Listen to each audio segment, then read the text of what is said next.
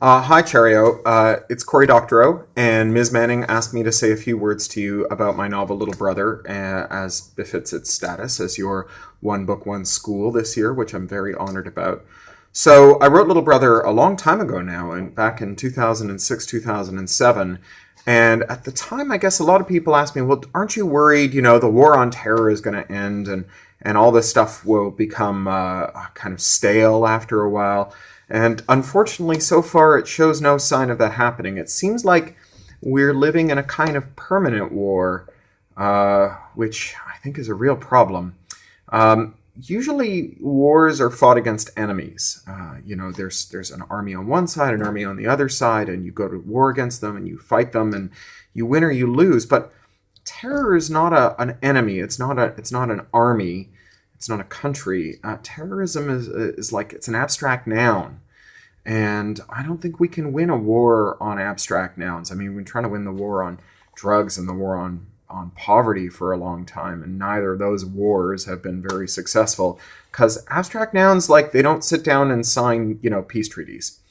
And the problem with that is that war authorizes our leaders to do all kinds of things that end up taking away some of the stuff that we think of as fundamental to living in a democracy. They say, well, yes, normally you would have the right not to be spied on all the time, or not to be put in jail without a charge, or not to be held without charge, or to face your accuser if you're being tried, or to know that the police don't wiretap you without a warrant. But in wartime, they say, well, like, this is an existential crisis. This is, a do or die moment. We're not like on a cruise ship here. We're in the lifeboat. And in the lifeboat, we've got different rules than we have in the cruise ship.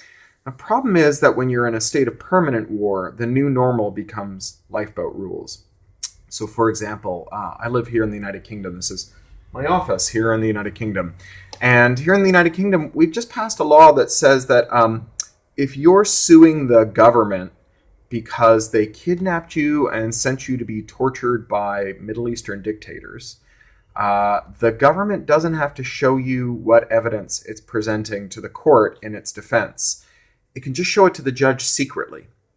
And then the judge can decide, based on the secret evidence that you can't see or rebut, whether or not the government did something wrong. And this isn't like some crazy abstract question. There's a couple here, a husband and wife, who were Libyan refugees who left Libya because the insane dictator Muammar Gaddafi was a threat to their life.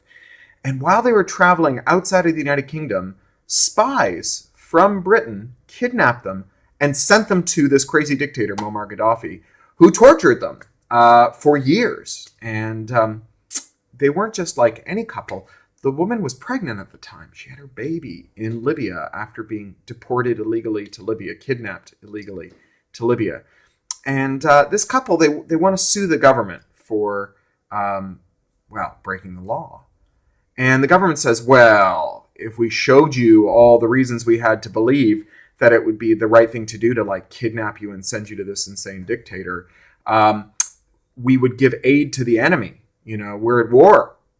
And so the normal rules can apply. So you can't see the evidence that we have to show why it was the right thing to kidnap you and your unborn child and send you to the deserts of Libya to be tortured by an insane dictator who we later, incidentally, helped to depose.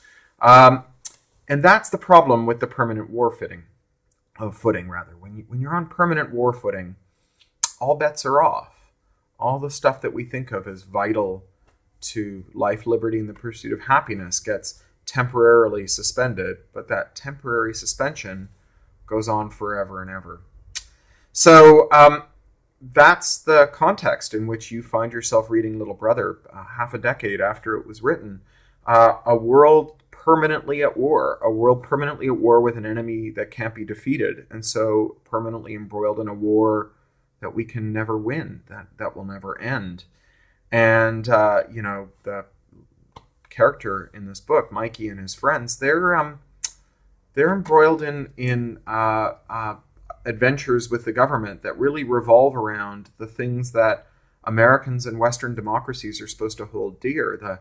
The right to be safe and secure in your person, the right not to be arbitrarily detained, the right of association, the right of privacy, the right of free speech and free thought. Rights that, incidentally, school systems have never been all that bullish on. And rights that it seems like if you were counting on getting them once you graduated, you should be thinking again.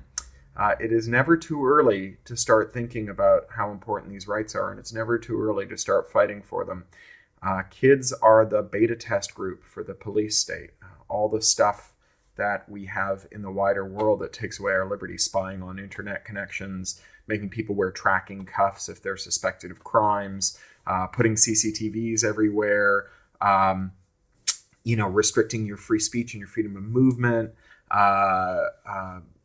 All of that stuff was tried out first in mental institutions and then in prisons, and then made its way into schools and then into Fortune 100 companies. And now it's kind of having been proven out in these testing grounds as now it's coming to the wider population of the world. So you guys and the resistance that you put up, you guys are critical to like what ends up affecting wider grown-up society. So I hope that as you read this book, you'll ask good critical questions, and not just critical questions about the book, but about the laws and about the rules and about your network connections at home and at school and about your fundamental freedoms. And that those critical questions will set you on a lifelong journey to demanding that the rights that you were promised in the Constitution are rights that you get in your life as Americans and as citizens of the world. So thank you very much, and I hope you enjoy the book.